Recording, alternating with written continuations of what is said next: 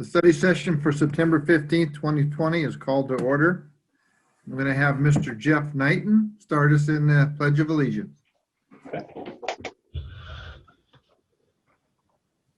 I pledge allegiance to the flag of the United States of America and to the republic for which it stands, one nation, under God, indivisible, with liberty and justice for all. Liberty and justice for all.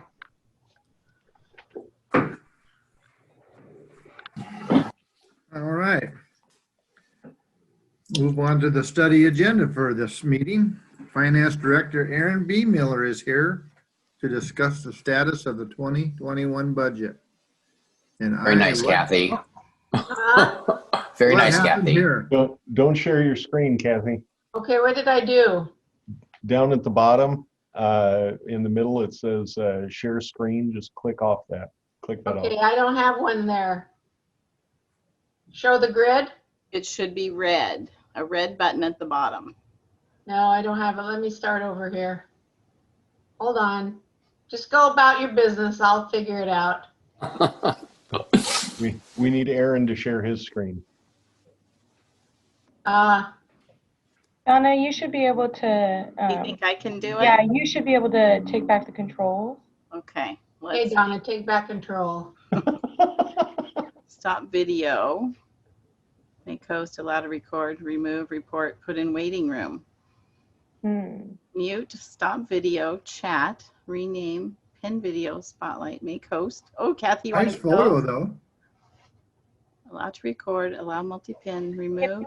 If you make Aaron the host, he should be able to then share his screen, I believe. Okay. Uh-oh, that's dangerous, making Aaron the host. Okay, Yeah. here you go, Aaron. That's danger.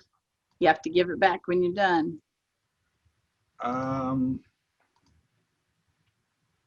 You should see the share screen button at the bottom now.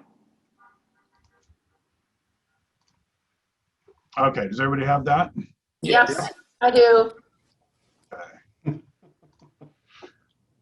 All right, good evening, Mayor, Deputy Mayor, council members. Today, we have our second presentation on the 2021 budget status. We did the first presentation, I believe it was at the August 18th meeting. Got a few things we're going to talk about today. This is also going to be a high-level preview of the budget, and we'll talk about that in just a little bit. We're still working through finalizing and balancing and everything, so we're not going to provide a lot of numbers in this one because we want to make sure that we're done with that before we start providing numbers. But the final decisions have been made for the proposed budget, and those were made by the city manager, of course, through the lens of the council strategic goals. So as we walk through this, some information, again, just may change between what you see now and what you see on October 6th, which we'll talk about in a minute, will be the day that we provide the budget to the council. One just quick housekeeping item. The agenda item, the first two topics are reversed. So we'll start with the budget process and then move to the budget calendar. And from then on, it should be okay moving forward. So the budget, the 2021 budget, as the council is aware, our budget philosophy, we are building the budget using realistic, albeit conservative, revenue assumptions and matching expenses to those revenue levels. And the reason that we do that is we want to be able to provide reasonable assurance that revenues will come in at least at the budgeted level, rather than overextending ourselves on revenue and then not meeting those goals. All the budget decisions were made with an eye toward available ongoing resources to fund operations. This was a little bit tricky this year with COVID and not knowing where we're going to be. But we did do our best to keep that in mind. One-time resources, including any accumulated fund balance, are only budgeted to fund one-time expenses. The budget process, again, because of COVID, because of the challenge of expenditures rising, increasing at a level that exceeds revenues, was challenging again this year. We have far more general fund needs, and I would say even far more citywide needs than we have available resources. The budget includes a general fund reduction of 4 FTE, and one of the changes, that's now 5 FTE from the 2020 budget. And even though we started with a 4 FTE reduction, we started the budget process in a deficit position. And again, the issue that we have, that all cities have, is that our expenses increase at a rate higher than our revenues. And coming to a sustainable budget is a very difficult process, and one that, again, I know that the council is interested in moving toward, and we want to continue to look for that. All funds are balanced. We will present a balanced budget, and just FYI, I'm admitting Mark Ziegler as the official person that does that. Donna. All funds are balanced with ongoing revenues to fund ongoing operations, and where appropriate, we are using some fund balance to fund one-time expenditures. Mostly, those would be capital expenditures, but they could also be major maintenance or one-time studies. In our case, they are generally capital. The budget calendar, the section down below, that is in color is where we are today. So September 15th, we're at the council study session. We are in the process of creating the proposed budget for council. The plan is that we will provide that budget on October 6th.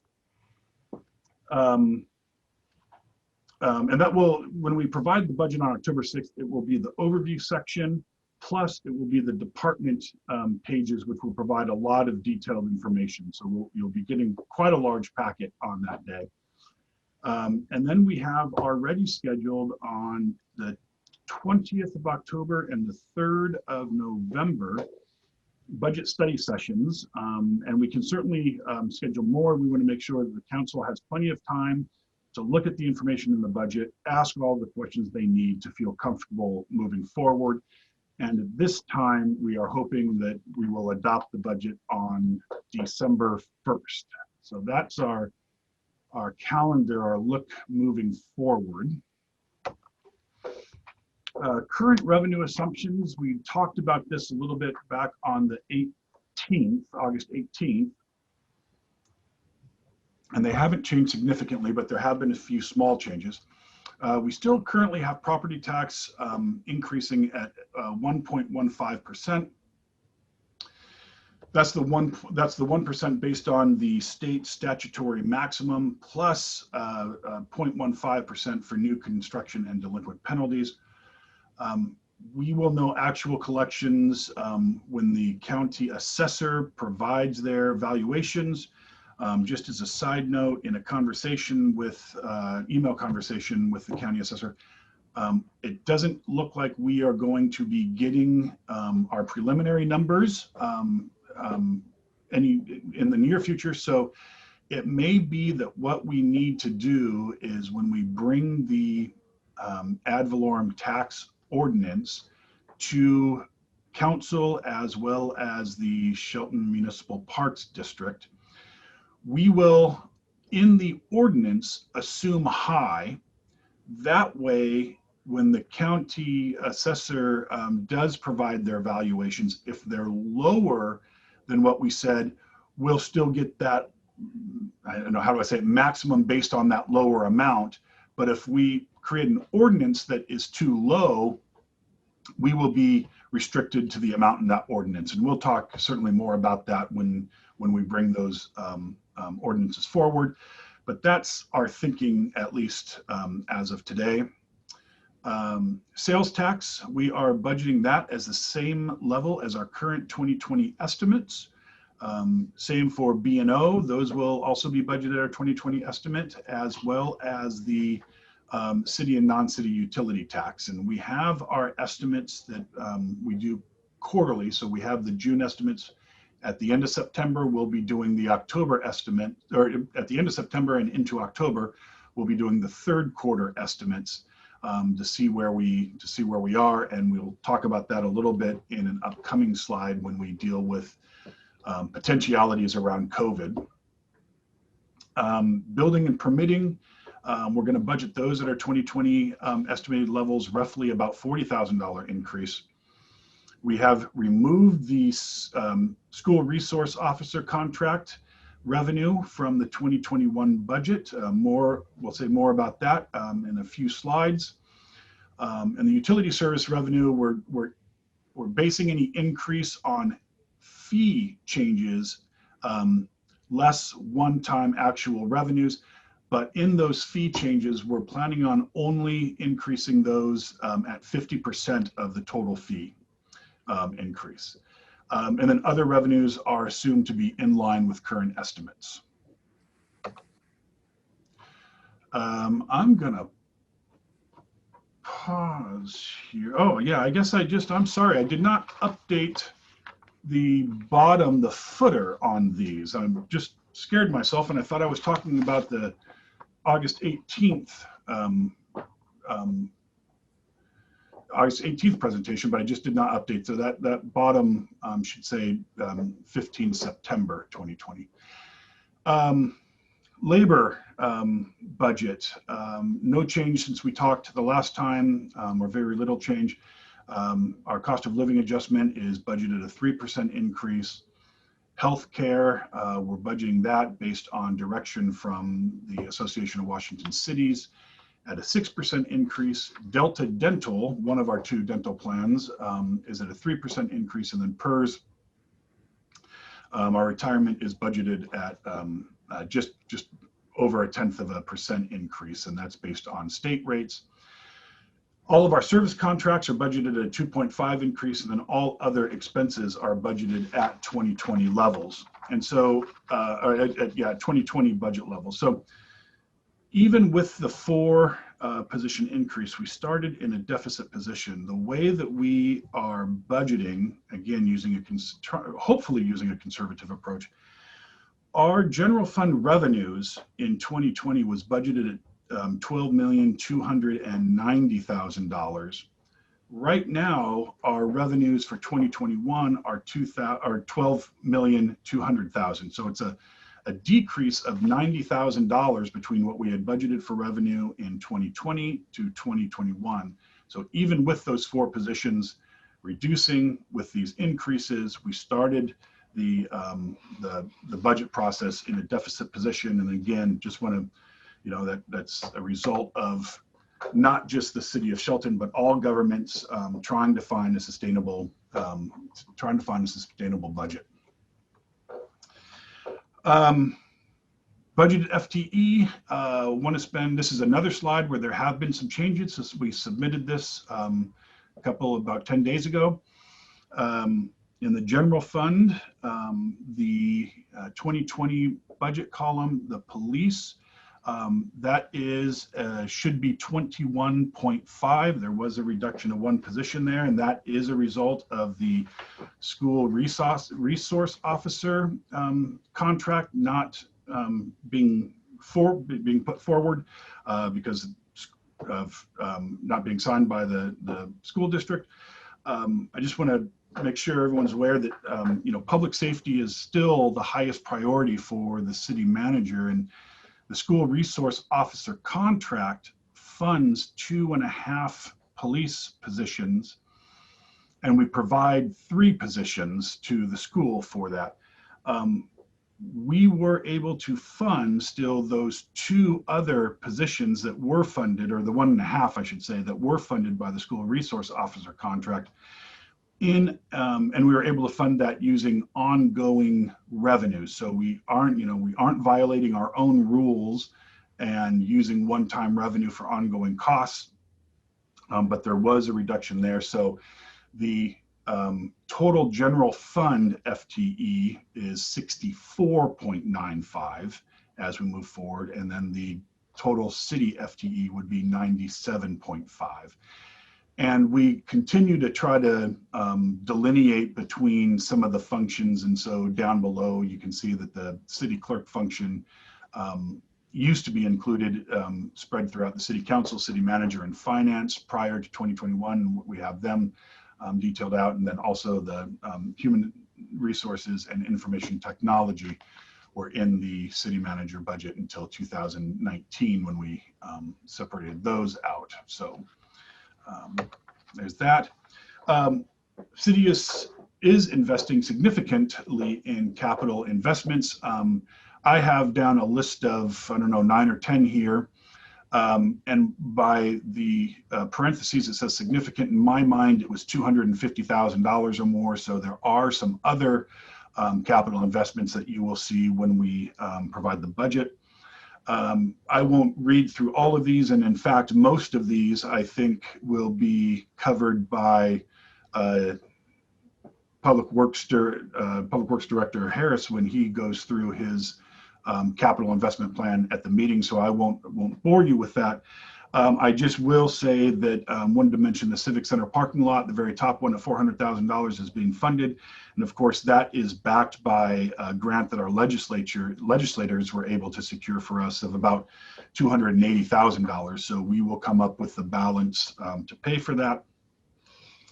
Also, one of the things we'll be providing in the budget is our 6-year CIP plan, so we can start to look a little bit more out into the future of what needs are out there, and council and the city manager then will be able to start prioritizing projects sooner rather than just kind of getting them all up in one process. That they should be on the list, and then as those priorities roll off, or as those projects roll off based on priority, new ones would take its place. And so that will be, I think, a good welcome addition to the budget.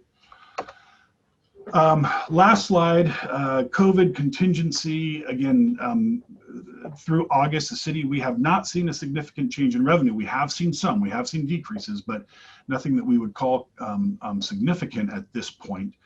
But there are still unknowns that could change at any time. Of course, the $600 weekly unemployment subsidy now is down to $300. There are a few caveats with that it has to be related to COVID in order to receive that extra money.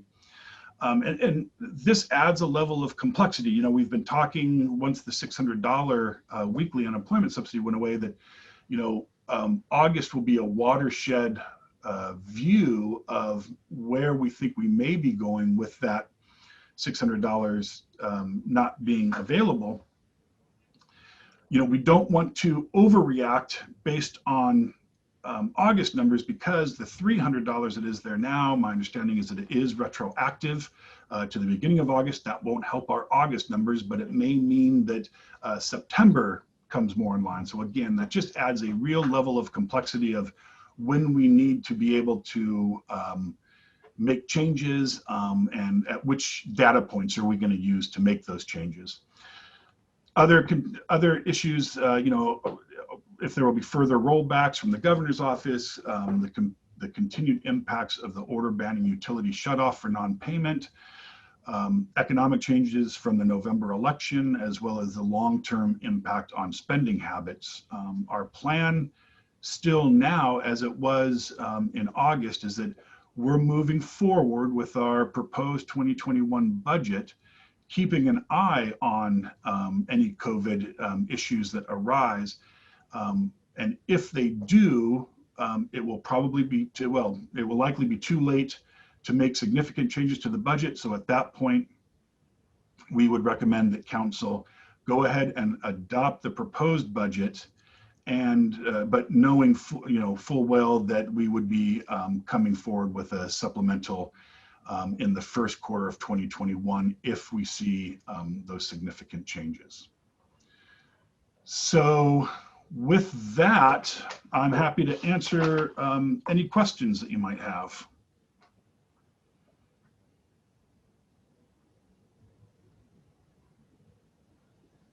So we have a lot of money tied up in capital improvements. I don't necessarily disagree with that today, based on, what we're seeing so far this year. my concern is we've had to make some staffing cuts this year to wade through the COVID impacts. And as you said at the beginning, revenues versus the cost of inflation and the cost to do business. I mean, my worry is that we have a lot of money wrapped up in capital, and we still don't have an adequately funded general fund in a way. You know what I mean? So I'm concerned that we may get to a point where we just may not have the staff to carry out these projects. It's all well and good to want to do these things, and I totally agree. You know, the investments do a lot for the economy, especially locally, but we're still struggling to be at full strength. And in my opinion, we're not there today, right? We've had to make some strategic cuts in the form of staff, and that's tough. So we're kind of beyond the bare minimum, and I'm just curious what flexibility we have with what money we've programmed into the capital side to swing any of that revenue over into the general fund for full-time employees. And I'll echo that. That was exactly going to be my questions as well. And then alongside that, I know we've had lots of discussions about those capital plans and some of the dire needs that we have for our infrastructure with some of those capital plans. So I think it's going to be really important for us to understand, is there flexibility, considering the type of funding that it is for capital projects, to support, if we do need to increase staffing. And again, the balance is, if we don't get those capital projects done, what is the detriment to our infrastructure and being able to serve our customers? Yeah, I think both of those, you're hitting the nail right on the head of the quandary that we've been going through for the last few months, and that the city manager had to wade through as he was coming up with his proposed budget. Fundamentally, how do I want to say this? We should not be using fund balance to fund ongoing operations. That's just a fundamental budget practice. You know, if we can't afford to continue to do it, we shouldn't be doing it, at least at this point in time. To the extent that we are using general fund revenues for funding capital, we are going to be doing some of those, but those are coming from accumulated fund balance that we have in the general fund right now. And the idea, of course, is, and one of the reasons that we have gone with this conservative budget approach, is if the revenues are coming in and we know that they can sustain operations, then we're in a good spot that we can continue to do that. If revenues come in a little bit higher, then we can use those monies to program into capital projects to get some work done. I mean, one of the conversations that we've had several times is aging infrastructure and how do we do that. So, using general fund in that way, we are not using a lot of general fund. We are using some, though. However, most of those projects are utility related, and those would be coming straight from utility funds, and the general fund outside of the contribution to street fund wouldn't necessarily be participating, except when the general fund benefits to that. So we have a couple of projects that are coming up that are spread throughout several funds, and the general fund would pay its fair share in that. And some of those we have to be cognizant of, that they would have ongoing costs moving forward. So we tried to do that, and I'm hoping that when we provide the budget document, you'll be able to maybe see a little bit more clearly where we're coming from on that. The other point I wanted to make there is that the one-time expenses for capital projects that we're proposing this year, the money is over and above the policy balance limits that council adopted earlier in 2020. So those are monies above our minimum reserve, or above our desired reserve, I should say. My goal wasn't to necessarily put Aaron on the spot to solve the problem right now for us all, but it was more or less, in the open public process that we're going through in budget development, just because the bottom line is whatever the number is, doesn't mean that all of those funds can be used for whatever purposes we want. So the challenges are we have strong utility funds, and then our general fund is really lacking. So it's just, for the public's perception of this, it's a tough nut to crack, right? So I appreciate you sharing that information with us.